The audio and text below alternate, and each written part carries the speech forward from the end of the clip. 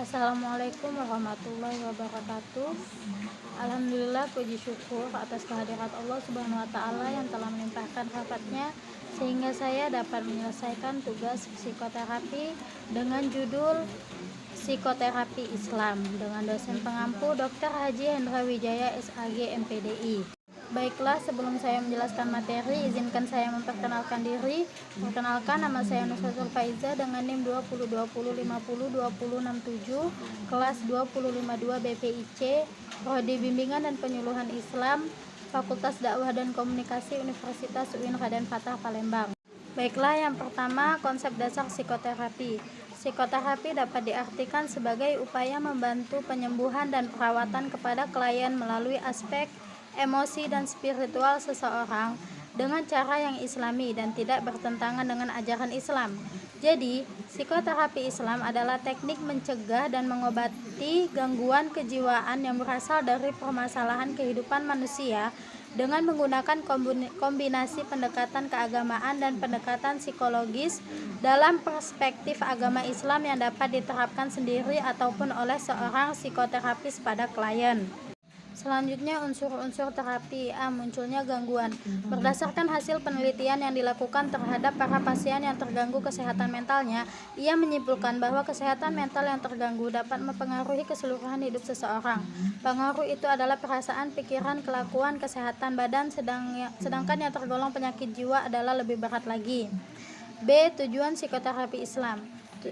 3 tujuan psikoterapi Islam yaitu tujuan preventif, kuratif, dan evaluatif. Yang pertama, tujuan preventif psikoterapi. Tujuan preventif psikoterapi bertujuan untuk mencegah terjadinya masalah gangguan kejiwaan yang berasal dari permasalahan kehidupan manusia yang meliputi aspek afektif, kognitif, dan psikomotorik. Dalam hal ini, penerapan teori dan psikoterapi dalam perspektif psikologi Islam bukan hanya bertujuan untuk mengobati atau penyembuhan saja, tetapi dapat menjadi sebuah terapi yang bertujuan untuk mencegah terjadinya gangguan psikologis pada manusia. Yang kedua, tujuan kuratif psikoterapi. Tujuannya untuk mengobati atau menyembuhkan masalah gangguan kejiwaan yang berasal dari permasalahan kehidupan manusia yang meliputi aspek afektif, kognitif, dan psikomotorik.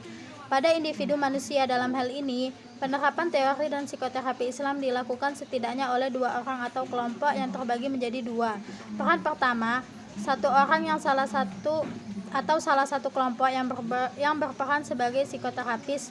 Kedua, satu orang atas satu kelompok yang berperan sebagai klien. Yang ketiga, tujuan evaluasi psikoterapi, yaitu bertujuan untuk mengobati atau menyembuhkan mengatasi masalah gangguan kejiwaan yang berasal dari permasalahan kehidupan manusia yang meliputi aspek afektif, kognitif, dan psikomotorik pada individu manusia dalam penerapan sikap Islam dengan Islamic self psikoterapi yang bertujuan sebagai usaha preventif. Tujuan evaluatif lebih kepada pengawasan dan penilaian yang dilakukan oleh diri sendiri. Dalam hal ini, individu manusia perlu melakukan muhasabah terhadap islamisasi psikoterapi yang dilakukan. Selanjutnya, peran terapi. Penyembuhan penyakit yang diderita manusia termasuk penyakit hati yang membuat seseorang terus berpikir negatif. Selanjutnya, metode-metode terapi. Adapun metode yang dipakai oleh psikoterapi Islam adalah 1. Metode keyakinan, method of tenacity. Metode berdasarkan suatu keyakinan yang kuat yang dimiliki oleh seorang peneliti. Keyakinan itu dapat diraih melalui A. Ilmu yakin, yaitu suatu keyakinan yang diperoleh berdasarkan ilmu secara teoritis. B. Ainul yakin, yaitu suatu keyakinan yang diperoleh melalui pengamatan mata kepala secara langsung tanpa perantara. C. Hakul yakin, yaitu suatu keyakinan yang diperoleh melalui pengamatan dan penghayatan pengalaman. D. Kamalul yakin, yaitu suatu keyakinan yang sempurna dan lengkap. Yang kedua, metode otoritas, method of authority, yaitu suatu metode dengan menggunakan otoritas yang dimiliki oleh seorang peneliti. 3. Metode intuisi atau ilham, method of intuition, adalah metode berdasarkan ilham yang bersifat wahyu yang datangnya dari Allah Ta'ala. Selanjutnya, langkah-langkah proses psikoterapi Islam. Ada 2 cara penerapannya, yaitu penerapan Islamic self psikoterapi Islamic Self Psychotherapy adalah penerapan psikoterapi dalam perspektif Islam dengan cara melakukannya sendiri tanpa bantuan dari psikoterapis. Cara menganalisa permasalahan yang dialami untuk menganalisa permasalahan yang dialami oleh individu manusia dalam penerapan psikoterapi Islam diantaranya: pertama, dalam menganalisa permasalahan yang dialami, langkah pertama adalah melaksanakan sholat. Pelaksanaan sholat yang dilakukan dapat berupa sholat taubat maupun sholat hajat, ataupun dilakukan berurutan yang dimulai dari sholat taubat dan dilanjutkan sholat hajat. Yang keduanya setelah melakukan sholat 2 rakaat, maka langkah selanjutnya dalam menganalisa permasalahan yang dialami adalah dengan cara melakukan muhasabah diri ataupun introspeksi diri. Introspeksi diri adalah peninjauan atau koreksi terhadap perbuatan, sikap, kelemahan, kesalahan diri sendiri. Yang kedua, B. Melakukan proses psikoterapi Islam setelah individu manusia melakukan analisa terhadap permasalahan yang dialami sehingga mendapatkan simpulan-simpulan permasalahan apa yang dialami, maka langkah selanjutnya dalam penerapan Islamic Self Psychotherapy adalah memulai serangkaian bentuk psikoterapi Islam.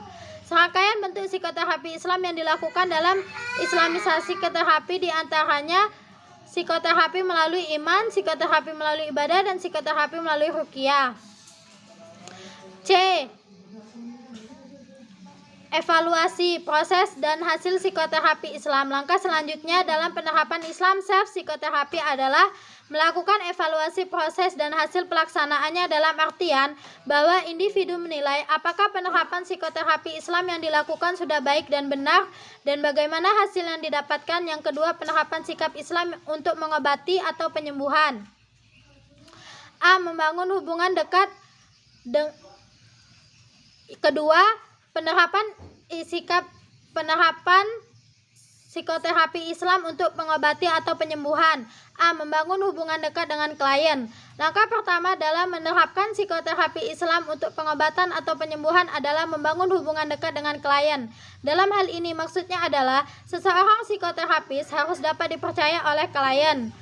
Permasalahan yang dihadapi klien telah memunculkan rasa langkah antara psikoterapi dan klien. Maka langkah selanjutnya dalam menerapkan sikap terhadap Islam untuk mengobati atau penyembuhan adalah menganalisa masalah yang dihadapi klien. Selain klien harus mengetahui dan memahami permasalahan yang dihadapinya, psikoterapis juga berfungsi untuk membantu klien menggali permasalahan yang dialami untuk menentukan langkah selanjutnya dalam penerapan psikoterapi Islam. Setelah melakukan dan memahami permasalahan yang dihadapi klien, maka langkah selanjutnya dalam penerapan psikoterapi Islam untuk pengobatan atau penyembuhan adalah menentukan tujuan psikoterapi Islam. Melakukan proses psikoterapi Islam. Setelah tujuan psikoterapi Islam jelas, maka langkah selanjutnya adalah memulai proses psikoterapi Islam. Dalam upaya pengobatan ataupun penyembuhan, psikoterapis memberikan intervensi melalui serangkaian bentuk psikoterapi Islam, diantaranya psikoterapi melalui iman, psikoterapi melalui ibadah, dan psikoterapi melalui ruqyah, dan mengevaluasi proses Islam dalam penerapan psikoterapi Islam untuk pengobatan atau penyembuhan bagi klien yang menghadapi gangguan kejiwaan. Penerapan psikoterapi Islam dilakukan secara periodik atau berkala secara terus-menerus.